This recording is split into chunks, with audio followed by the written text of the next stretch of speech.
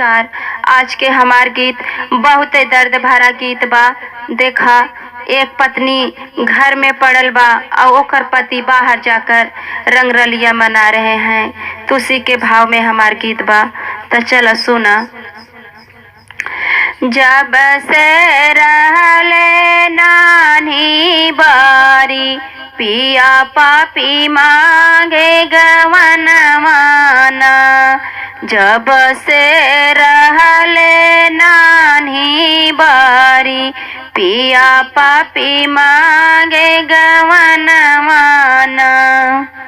गवना हिलाई पिया घर बैठवले, गवना हिलाई पिया घर बैठवले।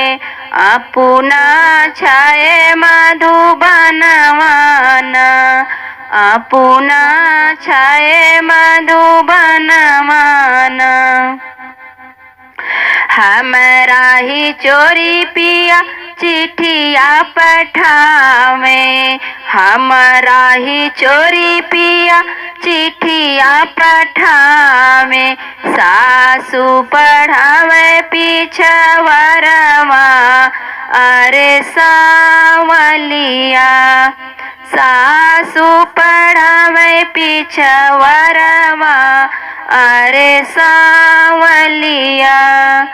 उहै मोरा देवरा हो नन्हवा के मितवा, उहै मोरा देवरा हो नन्हवा के मितवा।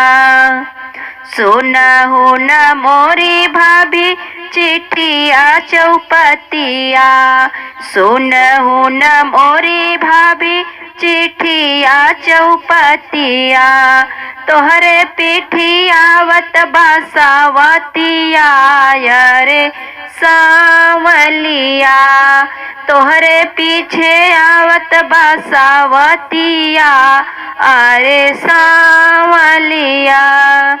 पीछे लागे सैया या सवरवा अरे सावलिया, पीछे लागे सैया या सवरवा अरे सावलिया।